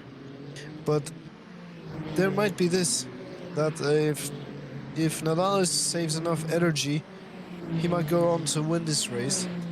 But never say never in Le Mans Ultimate or Phoenix Zandvoort, or even in Spa, basically, because anything can happen. Melbourne, Rivera, Marquez, Nadal, Tygart, and Luis and Arp are the only ones that have yet to make their pit stops. The question is, if Marquez and Nandas are not pitting, is it enough of an advantage? Because the gap between Ryan and Wagner is 50 seconds. Oh, he's going to 50 seconds. Yeah, it's 50 seconds between these two. If we can hang on a minute. Yeah, Marquez does not have enough virtual energy, as it seems right now. Nadal might have enough actually of the virtual energy. Tygart might take also P2, but 9% of virtual energy. Will that be actually enough to make it till the end of this race? Let's find out at least. What's going to be the gameplay here between Tiger and Wart? I don't think Tiger has ever gotten a podium. He's never gotten a podium in Tier 1 at the Le Mans Series. He's come close in a numerous amount of times. In fact, the best place that he ever got was P4 back in round 4. So that just goes to show you how close it has been for Andrew. And you must think about the points overall that he will get indeed. And that's not engine blown, I believe. That's just rain coming from the thing is, though, as you said, Ryan does indeed have much better tires, so they'll be able to perform in the rain better. So Andrew will just need to hold him back for about 5 minutes, which is ironically his favorite number, and he'll get a podium. Yeah, there's at least 3 laps to go here as Marquez goes into the pits. Nadal has actually enough energy to make it to the end. He might be able to win this race actually here. 17 seconds indeed. Let's have a look for the gap to next to keep a track of this, because if Wagner Marquez can exit out, then it could really go through his way. Let's see.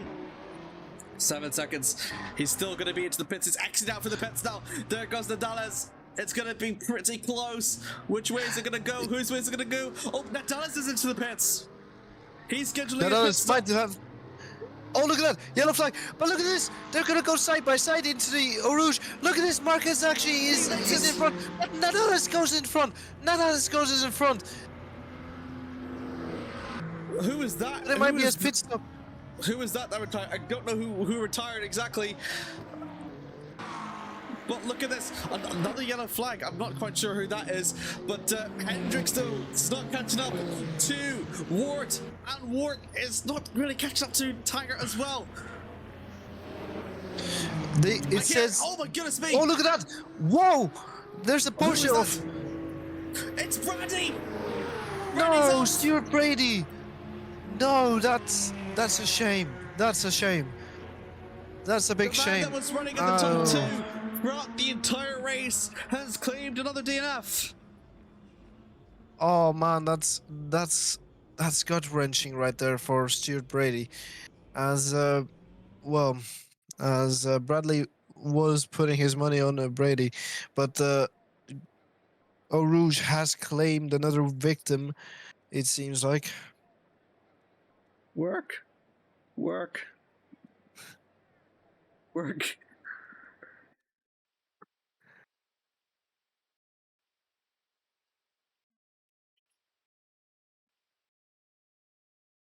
Has this ever happened to you? It never happened. It always happens to me. It's happened to me before as well. Oh, this is Oh wow! Oh my god! No. Come on. I've got 2/10, 1/10. We're going to this out a bit of action a bit, but we'll check out back to see how that goes. Oh my. Oh yeah, he just lost it. He went too wide and then started to get the oversteer, and he just lost the rear and slammed into the barrier hard indeed. As we said, rally on through to Rouge, claims another victim, and so a big tank slapper. He was already sideways, and that is gruesome. But as we go back live here in Spa-Francorchamps, just a moment here, lads.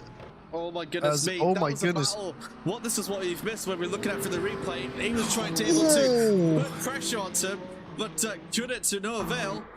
And now, look at this! The battle still continues on with 1 minute left to go.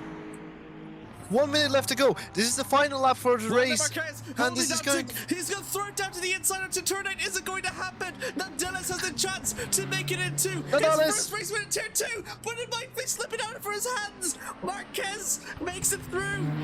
My goodness me, that was so close. Oh my goodness me, that was so close.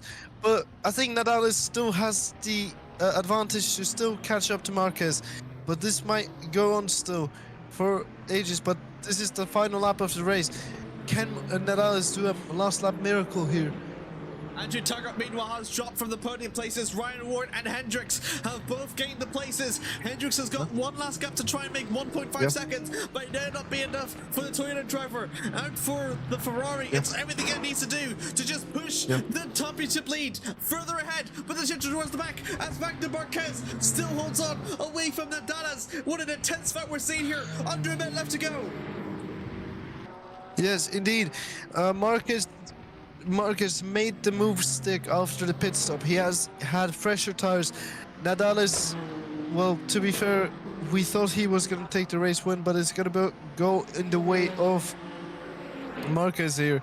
Wagner Marquez has done a very amazing job, taking pole position, nearly leading every lap of the race, and he's going to take a victory here in Spa-Francorchamps. Going through the bus stop chicane now, 10 seconds to go. The clock is ticking down, but it is the final lap, and he's gonna overtake the GT3. But look at these two. The two first place drivers will cross the line together.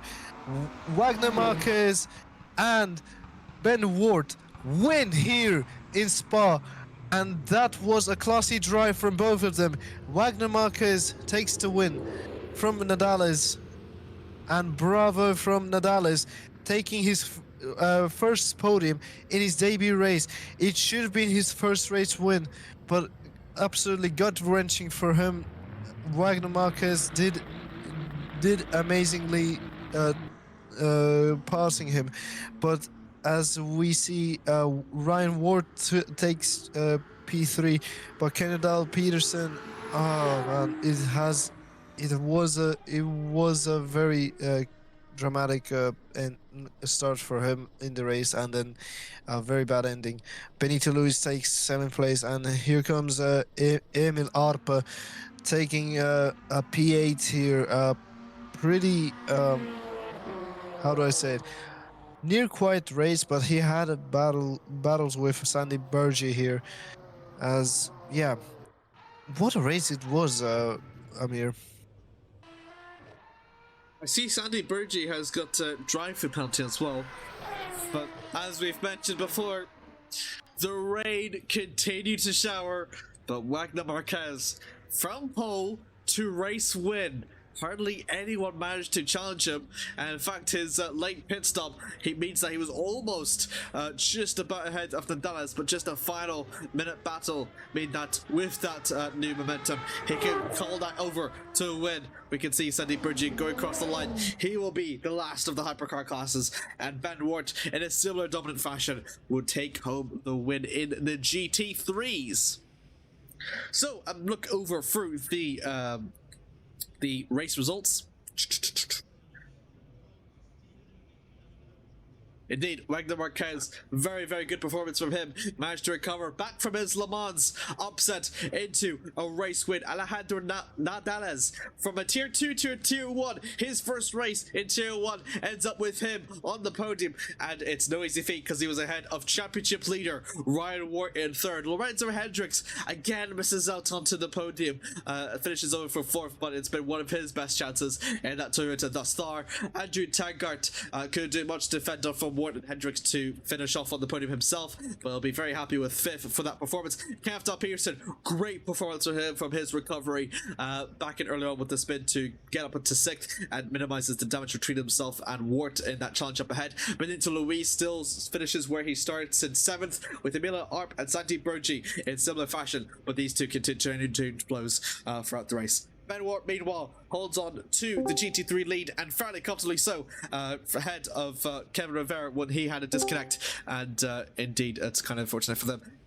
Bartels and Bellman both had, actually Bellman was a last minute entrant actually, 30 seconds off whenever he joined, and he'll be very happy with class third. Bartels up in second, very, very phenomenal there from him. Kevin Rivera, thanks to him for managing to rejoin after that internet disconnect. It may be one lap down, but at least it's very valuable points for the championship. Stuart Bradley, Brian Mass were involved in incidents at Eau Rouge, and Javen Cheeky, unfortunately with the touch of the gravel, and Matt Webb are your retirements for today. And after that, Indeed, I think we'll go to interviews. Yes, for sure. Amir, you want to start first? No, you can start first. I'll just, I need to get a bit of water to drink for a bit. Well, I do want to start with the GT3 winner, Ben Wart. That seemed very easy for you, but you did have a bit of challenge with also, if I remember right, Rivera as well. But unfortunately, he disconnected. But very, very dominant race for you. How does it feel to win here in Spa in these difficult conditions? Well, I mean, as you said, I mean, it looked pretty easy, but it certainly wasn't. You know, keeping it on the track was the hardest thing. Once Kevin obviously disconnected, which was a shame because throughout practice and knowing just how close me and Kevin are in pace, I knew it was always going to be a really close race. And it's a shame that he disconnected and that put him a lap behind. But even then, his pace was exactly the same as mine pretty much. And Bartels, I think, had 2 spins, which again was a shame because he was quicker and then slower and then quicker and then slower. So it was a really good cat and mouse sort of thing until that point. Yeah, happy to win, but my teammate had a wheel disconnect 2 laps from the end, and I'm just devastated, to be honest. So. But I mean, this is the only chance anybody can win because Bradley's not here. So I'm glad I'm glad I've taken it because I imagine it'll be normal service resumed in Sebring. But yeah, I'm happy to take the first win. So all good despite being disappointed. And this means that possibly the match point will go on to Fuji as well. But you managed your heart out there to drive through also the conditions. Also, there was some moments as well that we might have missed. Also, might have been like there was like, if I remember right, what happened between you and Kenneth as well. It was quite near the end of near the end of the race. I think it was just after my pit stop. And I had the fuel page open, so I didn't have the relative and know any of that. And my map is quite big, so I can't actually see the cars behind. And I saw Luis, which is in the Alpine, so I let him go, and then this other car just comes screaming up the inside. So I just had to avoid him, go off the track, and then when I come back on, I still had to avoid him again. So I wasn't very happy with him. I'm still not happy with him. But Kenneth isn't a dirty driver, so I know he obviously just didn't see in the spray. So it is what it is. But I kept first, so I can't complain too much. So. Yeah, I understand. But very big congratulations to you, and we hope to see you in Fuji as well. Thank you, buddy. Thank you. As I want to go on to Ryan Ward as well in P3. It looks to be a very difficult start, but you made up the places go from these difficult conditions. How was it for you in the race? Um, Interesting is the word I'm going to use because it wasn't difficult because I'd done so much practice yesterday in those conditions. I did feel really comfortable. I mean, it was still difficult to drive because they are difficult conditions, but the car felt really good. Um, and yeah, the start was difficult. Contact with Kenneth in turn one, just couldn't put enough steering lock on to not avoid having contact, and then going up the inside of Kenneth and David in Lacombe, leaving the track and getting in front of both of them, so I had to let them both back past, and then Kenneth spun. You can't see anything behind these cars. I don't know if it comes through on. You can't see anything. It's so hard to see. So it was just about not making mistakes today, and with the exception of that first lap, I didn't make any mistakes. I mean, I almost made a mistake with the VE at the end because I crossed the line with 0.1 VE left, so I literally couldn't have cut it any thinner. So I'm glad that we only did 26 laps. Yeah, and there were some moments also that well, there was a bit of carnage also at some point, but you managed to make your way through it. But uh, going to Fuji, how do you feel about Fuji as well? I think it's Sebring next, isn't it? Oh, Is it Sebring wait, next? I think it. Yeah, yeah, it's Uh, Sebring Yeah, last it's thing. Sebring next. oh, Sebring is next. Never mind. I mean, Well, Fuji's a track I've not done at all in a hypercar, so I have no idea around Fuji. Whereas Sebring is a track that I am not the fastest at, but I really enjoy it, so I'm looking forward to Sebring. all right, awesome, and thank you very much. And we hope to see you in Sebring. As also, apologies to Ben. The match point will go on to Sebring. Thank you. As I want to also go to Bailman. It seemed to be a very difficult race also out there for you as well. But there was that one moment where you nearly overtook Maverick as well. But either way, it's a bit of a joke. But how was it out there?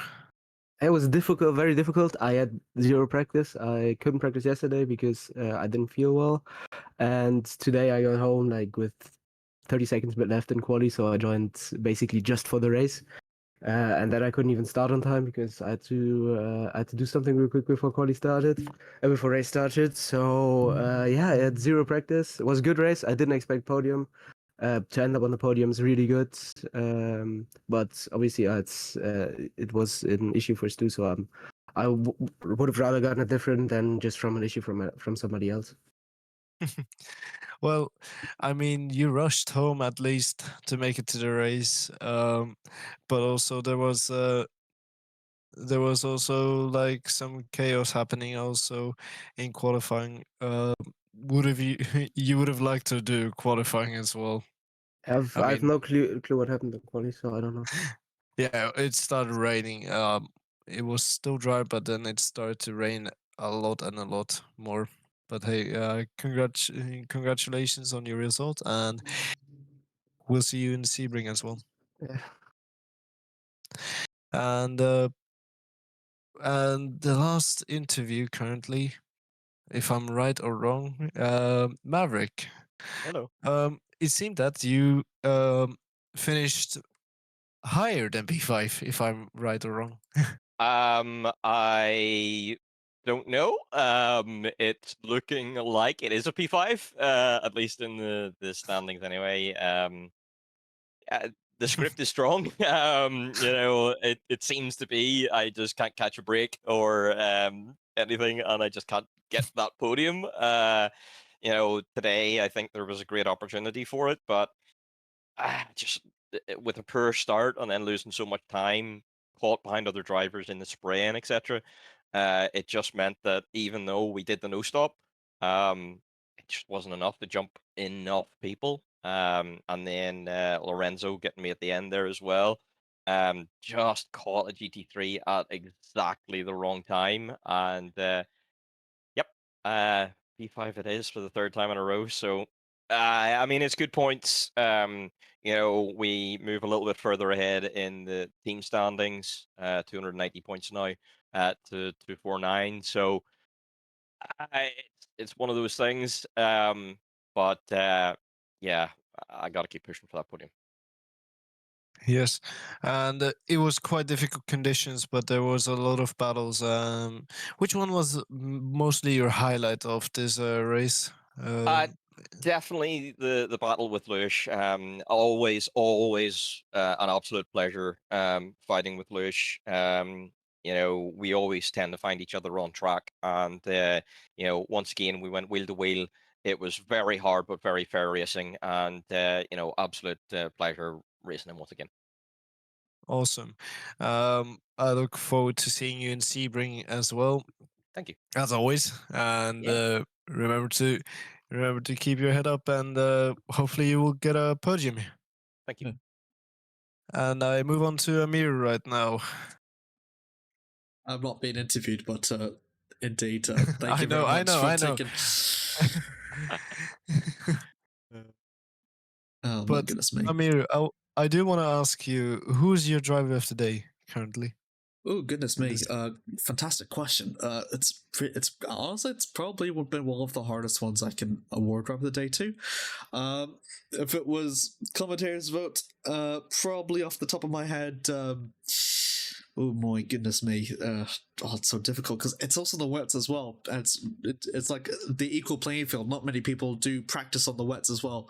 But I think Nadales for being in tier 2 to tier 1 and keeping us cool, playing through the pressure, navigate his way up for the field. I think it was pretty remarkable. Of course, Bellman being late to the party as he did and managing to make a charge up for the field as he did.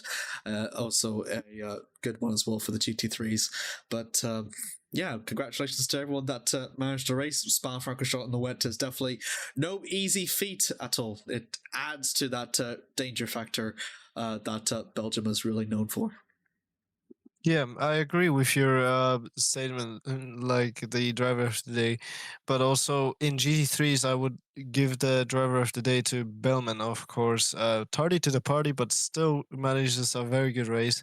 And also Nadal is from tier 2 to tier 1. That's amazing. And also with the poor quali, going to a fantastic race also, and a fantastic strategy as well. Was an incredible sight to see also for the young Spanish driver. Well, what can we say? Spa-Francorchamps has crowned two new first-time race winners this season here at Phoenix Sim Sports Le Mans Series, and it shifts things up also in the championship as we have a look over now. Now for the provisional standings, now Ryan War holds on to the lead, 194 points ahead of Countdown Peterson with 177, so it's extended just about a bit. Sebastian Bone not intended, he'll stay third in 141. Andrew has improved up into 4th for 96 points, 1 point ahead of Kenzo Crucian Blind that did not appear. Benito Luis, good points overall for him in 81 points. Lorenzo Hendricks will continue to climb up through, it's only about 6 points out of there. Ressenhauer in 8th, and Wagner Marquez having his first win is now boosted all the way up into 9th with 38 points.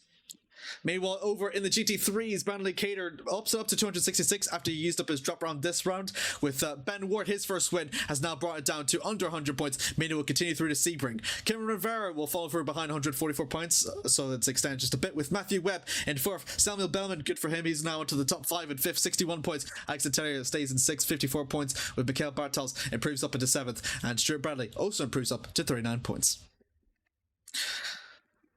So that's going to be it, and we're going to look forward to Sebring. So any closing thoughts for what we've seen, Yuho?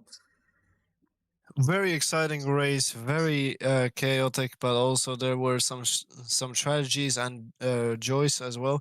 But at this point, Sebring will be very fun to see also for the drivers as well. How will it happen also? And the match point for GT3 as well will go on there. And yeah, my closing thoughts are there. The clock is ticking. 7 days is the time before we head over to our final 60-minute round of the season. We're going to continue back over to the American continent as we travel over to Sebring. The airfield will host through round 9 of the championship as the final 2 rounds. The penultimate will take place over at Sebring, one of the most historic American venues in American endurance, and will sure to be just as exciting as what we've seen here at Spa-Francorchamps. But until then, thank you very much, Yuho, for joining alongside with me here. Thank you to the drivers for competing and racing and putting on a great show here for the stream. And thank you very much to all the viewers here for watching. I've been Emirates. Thank you very much for watching. We'll see you next time, and we'll see you at Sebring. I'm Joe Sopanen, and see you next time.